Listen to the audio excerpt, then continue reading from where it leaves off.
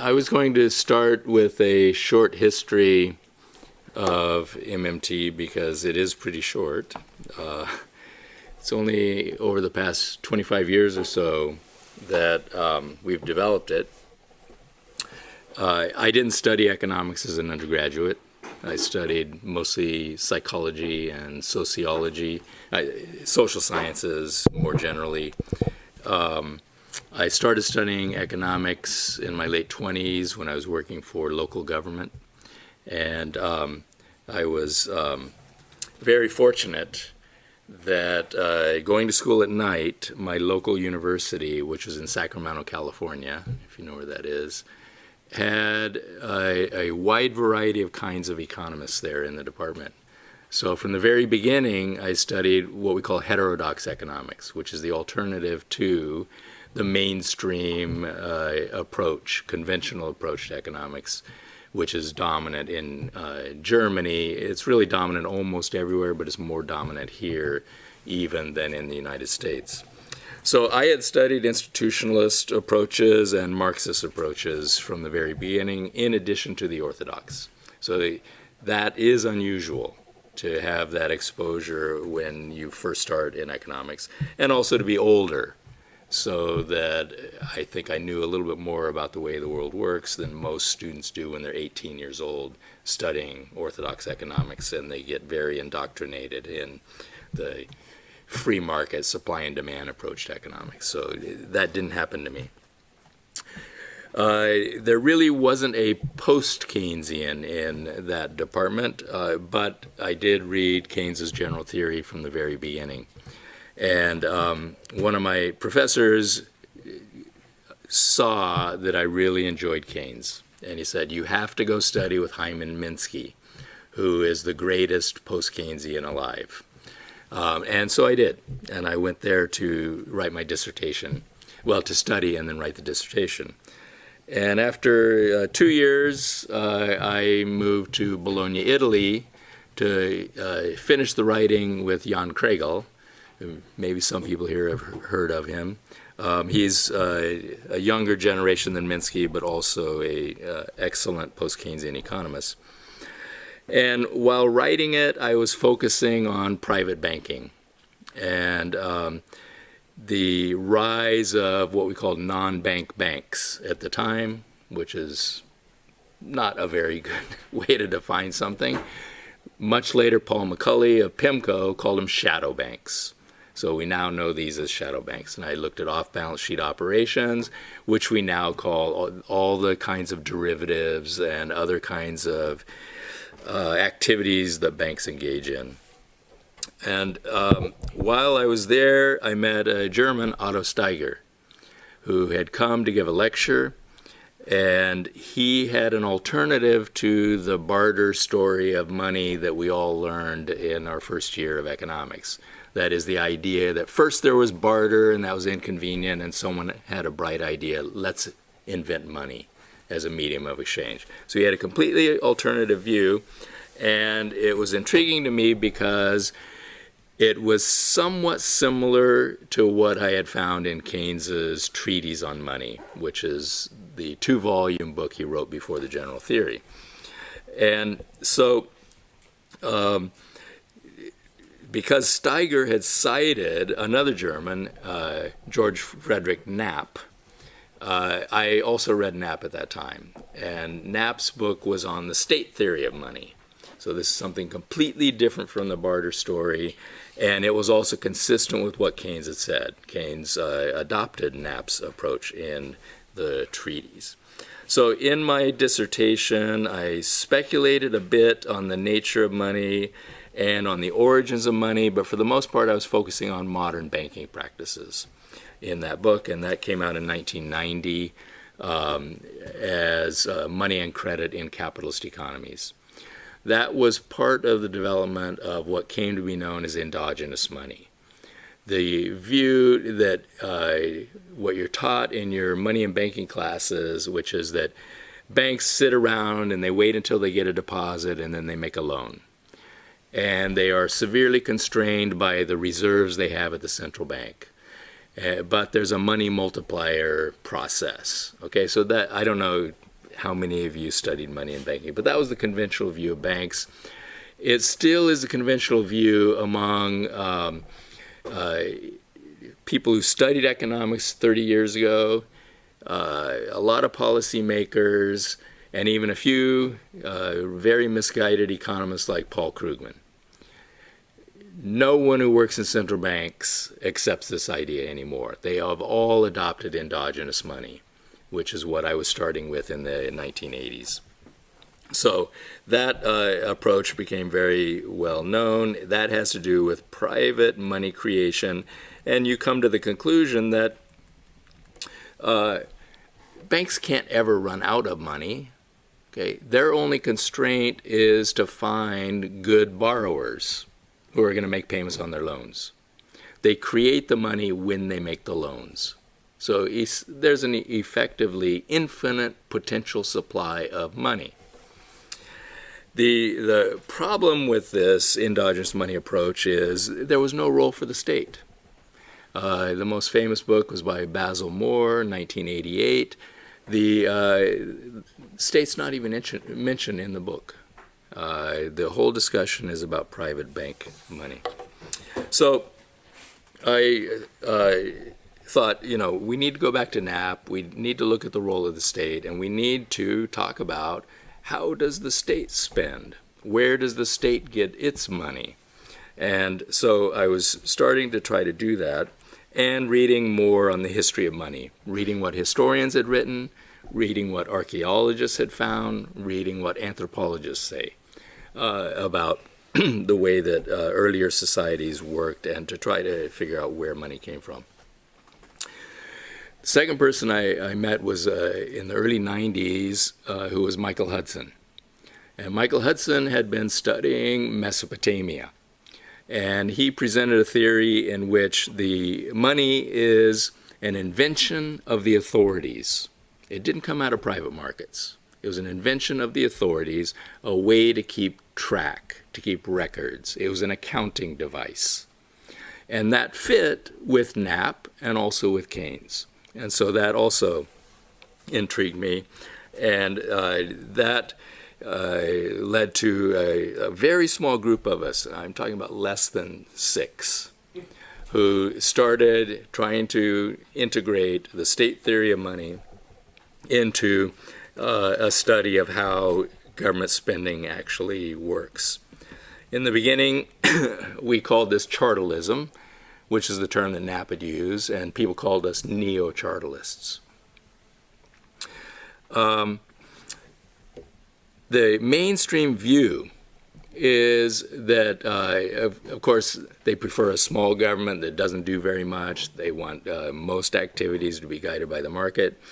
The role for the government really comes down to monetary policy should control the money supply in order to fight inflation, and fiscal policy should be prudent. The spending ought to be very closely regulated by the amount of tax revenue. Of course, you can borrow, but that can lead to trouble, and you never should print money to finance your spending, because then you get hyperinflation.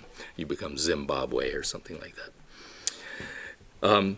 Well, all of this conflicted with what I had studied earlier when I was in my institutionalist days.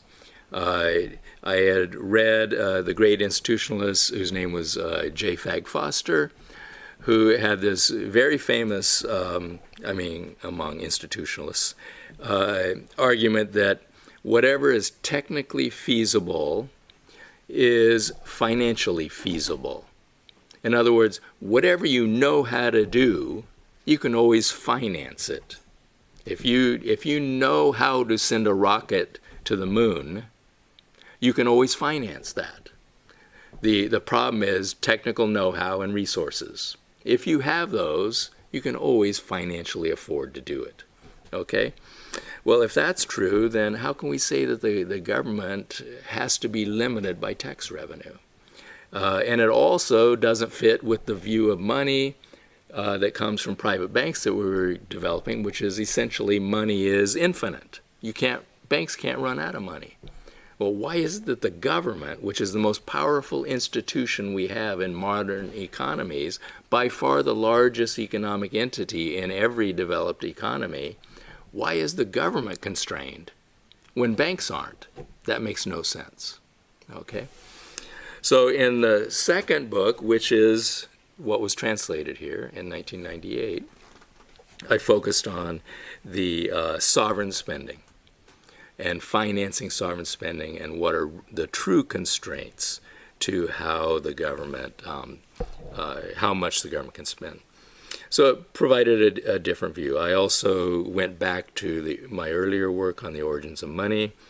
By this time, I discovered the two best articles on money that ever had been written. It was 1913 and 1914 by a guy named Mitchell Innes, who was the Queen's ambassador to Washington, who had written a report on beekeeping and another report on incarceration. How on earth did he figure out how money works? The two best articles ever written. Anyway, his argument was that money has value because you need money to pay your taxes. It is taxes that give value to money. His argument is that has always been true. It is true even when your money is gold coins. They're valuable not because they have gold in them. And the value of the coins is not determined by the amount of gold in them. The value of coins is determined by the value that the state gives them when it accepts them in tax payment. That's what gives value to currency. So this was a completely different view. And around this time that I was thinking about these ideas and starting the book, I had met Bill Mitchell, who was already mentioned, and Warren Mosler online. And this was in the very beginnings of online discussions. And we discussed these ideas, and Warren was insisting taxes drive money. He had independently come to this just from his experience in bond markets. He had figured this out. He had figured out that the purpose of government bonds has nothing to do with borrowing. It's to essentially get currency out of the economy. That's the purpose of bond sales. And so in the small group, we started working, and I published that book in 1998. As I was writing the book and working with the publisher, we were trying to come up with a title for the book. And we even had, so the publisher came up with ideas. We didn't like any of them. We actually met with a PR firm and talked to them, didn't like any of the ideas. And I said, well, what we're studying here is modern money. So why don't we just call it Understanding Modern Money? And the modern money part of that title came from a comment by Keynes in the Treatise on Money when he was discussing Knapp's work. And he said, I think Knapp is right about the way that money has worked for the past 4,000 years at least. Now, why did he say 4,000? Because that's as far back as archaeology had gone at the time that he was writing. And we have now pushed it back at least 6,000 years. So for the past 6,000 years at least, the way we describe the monetary system is the way that it has worked for the past 6,000 years. So as an inside joke, I called it modern money. In other words, we don't know what happened before 6,000 years. But for the past 6,000 years, we've had modern money. And the nature of money has not changed in the past 6,000 years. So it applies to that whole period. The book has been published in a number of languages, so now German, also Portuguese and Chinese, among others. In 2004, I published a book on the work of Innes. Michael Hudson contributed a chapter to that one, too, and I called that The Credit and State Theories of Money. what Innes had done that was that no one else had done was to integrate a credit theory of money, which seems to apply to banks, because that's what banks are doing, is granting credit, and a state theory of money, which applies to the government. He integrated the two and argued that actually even government money is credit money. Okay, he had that insight. I don't think anyone else had had that before. And so that's why it has that title. So my first book on endogenous money was accepted by heterodox economists, by institutionalists, post-Keynesians. Every book review of that book was positive, uniformly. And as I said, today everyone accepts that. This book, completely the opposite reaction. People hated it. You guys are crazy. You say the government can't run out of money. That's ridiculous. Okay? And those were our post-Keynesian friends, not even just the mainstream. Everyone hated the book. In economics. But fortunately, I got invited to conferences of legal historians, people who knew the history of money and knew the laws that had come down to regulate money.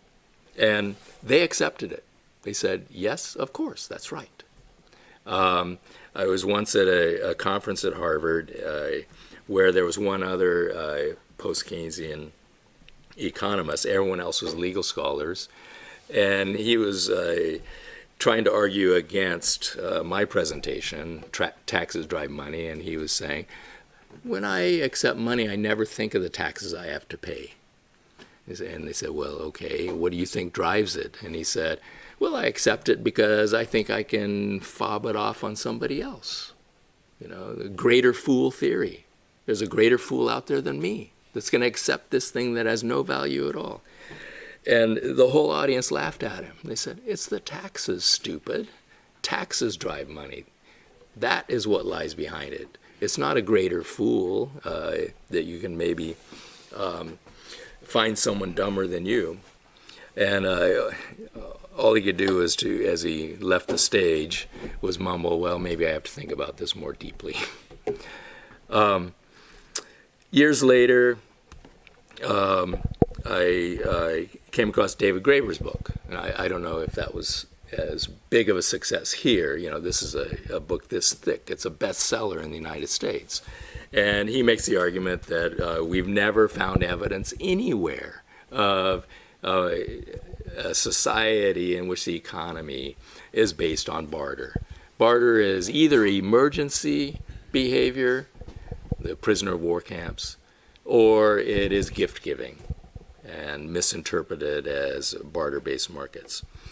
So he reaches the same conclusion that we do, that money is related to debt. Let me go on. Much more recently, and it was at the Harvard seminars, I met someone named Farley Grubb.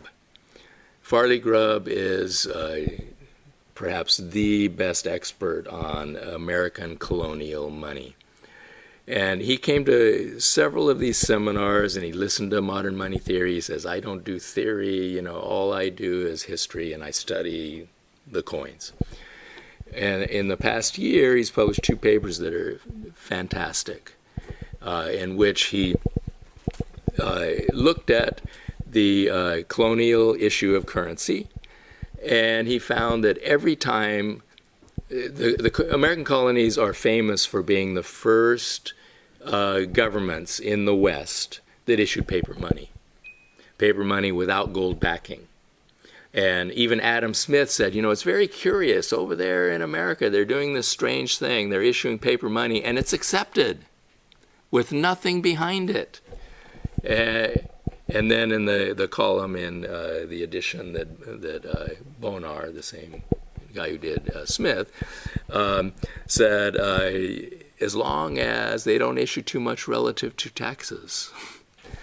So anyway, Farley Grubb finds that every time they passed a law that authorized paper money At the same time, they imposed a new tax that was payable in the paper money. So the link is absolutely clear in the law. They knew what they were doing. You impose a tax, and then you issue the currency that the population can use to pay the tax. That drives the currency. That is why people accept it. And then they imposed a high enough tax to withdraw most of the currency so that it wouldn't continue to circulate and possibly cause inflation. So they understood what they were doing. When they got the paper currency back, what do you think they did with it? Spend it again? They burn it. You don't spend tax revenue, you burn it. When the European kings got their coins back, sometimes they just melted them all down. Okay, you don't spend tax revenue. Tax revenue is for redemption of the currency. It is not for spending. Anyway, we were getting some recognition in the other disciplines, not very much in economics. Warren Mosler, Matt Forstater, Bill Mitchell, and I used to meet up, usually at one of Warren's places, and try to count the number of economists that we knew understood what we were talking about. And after 5 years, we were up to 6, counting ourselves. So there's 2 other people out there. After a decade, maybe we got beyond what we could do on 2 hands. Okay, it was extremely slow going, very, very rough. Back in 2007, we met in Vail and decided what we need to do is to write a textbook. And so Bill and I started in 2007. The book is going to come out this year. That's how long it took. Because Bill's busy writing other books, and so was I, and teaching and all the other stuff we do. So finally the book is coming out, and we're hoping this will help. But the thing that really has changed the acceptance of MMT was the blogs. And Bill's blog in particular, and then a little bit later, Stephanie Kelton's blog. That changed the impact just way, way, way beyond what I ever thought was possible. So here we are. Last August, the New Yorker magazine, I don't know if that means much to you, but this is what the elites in America read. You know, it actually had a crossword puzzle with MMT question in it. That shows you how diffuse the idea now is. And as you know, in the U.S. now, this is discussed by people who are running for office, and Bernie Sanders' main economics advisor is an MMT person, Stephanie Kelton. So it has really taken off, and there are now blogs all over the internet that are MMT blogs, and where there is discussion going on. So let me just finish with 10 main points that I include as being MMT. There, of course, everyone has their own definition of what you need to include. This is mine, my personal one. I think that Bill and Warren will agree with most of these, but probably not all of them. First point, what is money? Money is an IOU that's denominated in the socially sanctioned money of account. So it's an IOU, that's a debt, and it's denominated in a money of account. That money of account has to be socially sanctioned, which usually means today it's the state that sanctions it. The state says the dollar will be our money of account, or the euro will be our money of account. That has always been true. It's almost always the authorities that do that. There is one exception that I know of, which is when a group of banks got together and created a unit of account they used in Giro in Northern Europe. Other than that, they've always been authorities that choose it. And so this idea that money is a debt denominated in money of account comes from Knapp, from Innes, from Keynes, from a sociologist named Jeff Ingham, and from my professor Minsky. Second, taxes or other obligations. It could be fees, fines, tithes in the case of religious authorities, tribute in the case of conquerors. Some obligation has to drive the currency. Today, it's mostly taxes. But taxes were not important in Western economies before the 19th century.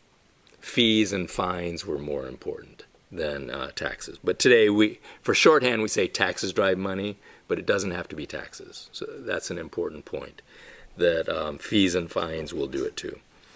The ability to impose such obligations is an important aspect of sovereignty. It's not the only aspect of sovereignty. Okay? The sovereign can put you in jail too. The sovereign can draft you into the army. But the ability to issue its own currency is very important to sovereignty. And usually only the state can do it. Okay? In the U.S., the Constitution says only Congress can do this. Right? Anyone can issue money. The problem is to get it accepted. This is the exact phrase Minsky always used. Anyone can issue money. The problem is to get it accepted. Anyone can say, I owe you €5. Write it on a piece of paper. That is money if it's accepted. It's a debt denominated in the money of account. Let's see. Acceptance can be hard to get. What states do is they stand behind banks so that bank liabilities are very widely accepted. The problem for most other entities is the government doesn't stand behind them, and that makes it more difficult to get their liabilities accepted. That comes from Minsky. Fourth, the word redemption is used in two ways.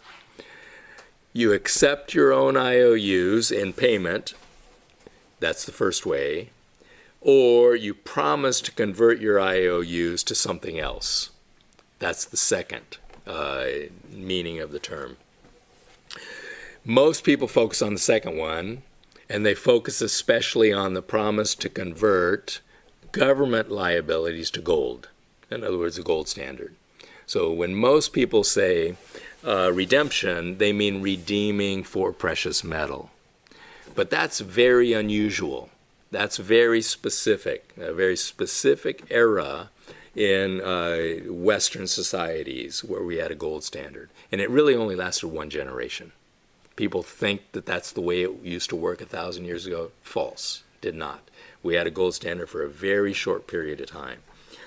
The much more important use of the term is the first one. You accept back your own IOU. Okay, and that one is universal. Anyone who issues an IOU must accept it back in payment. If they don't, they just defaulted. They defaulted on their promise. That's the important one, and it is universal. This comes from Innes, Knapp. It's reinforced by Hudson, reinforced by Grubb. Those taxes that I said were imposed were called redemption taxes in the colonial American laws. They were called redemption taxes. So they knew exactly what they were doing. And also, if you want to read a more popular book, economics gets very boring, read Margaret Atwood. Her book called Debt and the Shadow Side of Wealth. Fantastic book. It's sort of the history of debt. Graeber's is the history of debt. If you want to read a 150-page version that's very entertaining, read Atwood. Don't read Graeber's very long book. Fifth, sovereign debt is different. The sovereign that issues its own currency and taxes to create a demand for it and does not promise to redeem it for gold or for U.S. dollars, they don't dollarize, there is no chance of involuntary default on their obligation, because all they're promising is to take it back. That's an easy thing to do. There's no chance they're going to involuntarily default on the promise. Now, they might choose to default. Okay, that's a disaster. The King of England chose to default on his own tally sticks. He lost the power to issue his liabilities. He couldn't do it. No one trusted him anymore. The Parliament had to found the Bank of England to save him. Okay? The Bank of England came about because the king had defaulted on his tally sticks. So refusing to accept your own liabilities is a default, and that's a dangerous thing to do. And no rational government would do that. 6, we were talking last night about ABA learners, functional finance. I think all the MMT people include functional finance as a fundamental component of MMT. The original formulation of learner is far too simplistic for me. If you know, there are 2 principles of functional finance. The first one has to do with monetary policy. He says just increase the money supply if you want to drive down the interest rate. And the second is if you have any unemployment at all, you either lower taxes or increase spending. It's too simple. Increasing government spending does not guarantee that you're going to increase employment. You will increase demand, but it could all be inflationary demand. So I think we need to be much more specific. What the government spends on matters. And if you want full employment, you ought to spend on employing people. Just increasing spending or reducing taxes might not do it. So the problem is not that the government can't always spend more when there's unemployment. Yes, it can. But is that going to solve the unemployment problem? Probably not. And for that, I would say all of the institutionalists are very important, and Minsky himself too. So because you can't just spend indiscriminately, the job guarantee is an important component of MMT. Okay, so that is how you make sure you get to full employment. And more than that, the job guarantee anchors the currency. Taxes give value to money. The job guarantee stabilizes the value of the money. It's the job guarantee that prevents inflation. So you have to have a job guarantee to anchor your currency and to ensure that it has a relatively stable value. Furthermore, using the job guarantee to get to full employment will allow you to go to full employment without causing financial instability.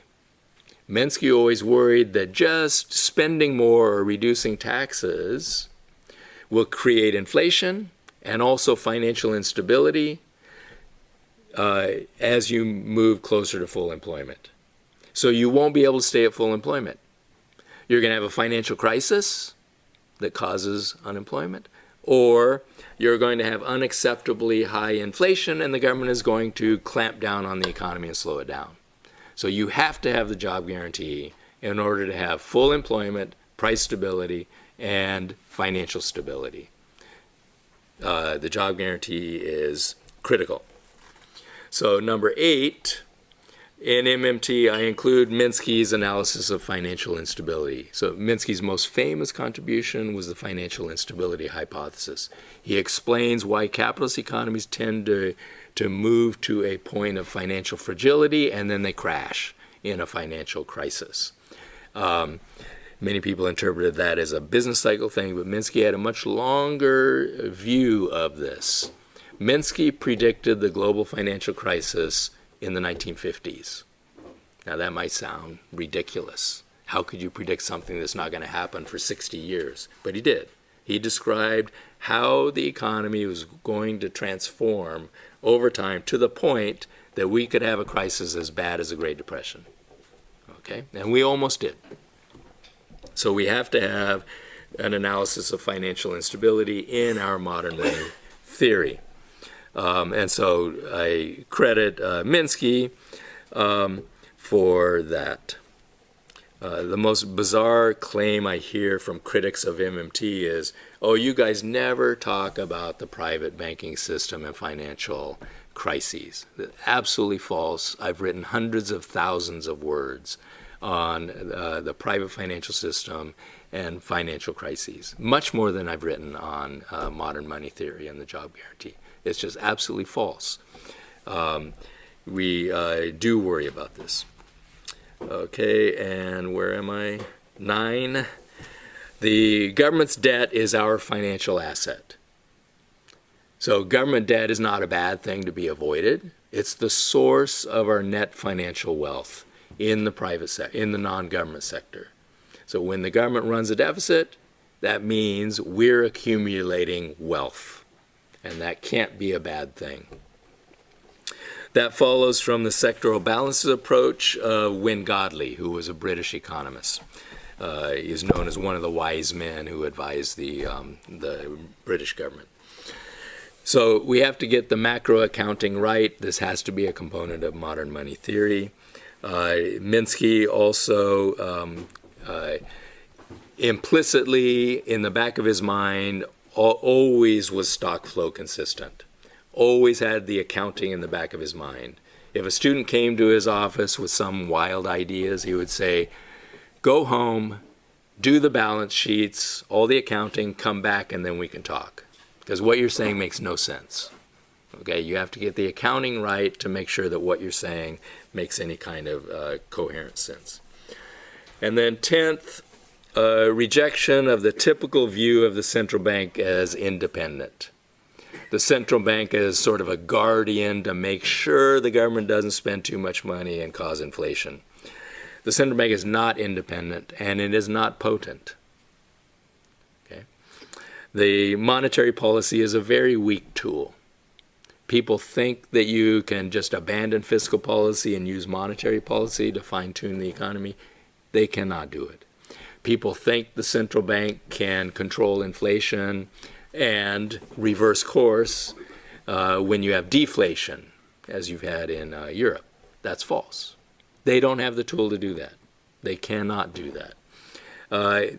We don't really even know if raising interest rates slows the economy or speeds it up. We don't know if lowering the interest rate to 0 is going to stimulate the economy or cause it to continue to crash. Okay?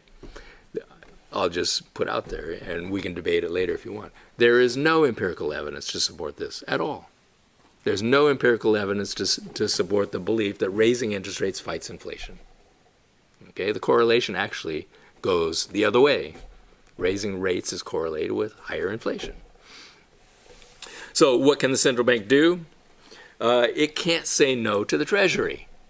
So it actually does not have the tool to control government spending either. The central bank is the Treasury's bank. All payments are made through the central bank, and all payments to the government come through the central bank, but the central bank can't stop the government from spending because it's never going to bounce a Treasury check. The Treasury sends out checks on the first of the month to all your retirees. The central bank is not going to bounce those checks when banks submit them for payment. So there's no way that the central bank is going to prevent spending. Now, they might raise interest rates, fearing that government spending is going to cause inflation, but as I already said, that might be inflationary anyway, too, and it can't prevent the government from spending. So we need to give up the idea that they're independent in any matter except for setting the overnight interest rate target. And maybe it's even a bad idea to let them do that because they tend to do what the Fed just did. Raise interest rates as we go into a recession. The timing is impeccable. You can tell whether we're going to go into a recession or not because the Fed always starts raising rates when there's evidence we're heading toward recession. So impeccably wrong policy consistently. So we probably should take that away from them. So I'll stop with that 10th point.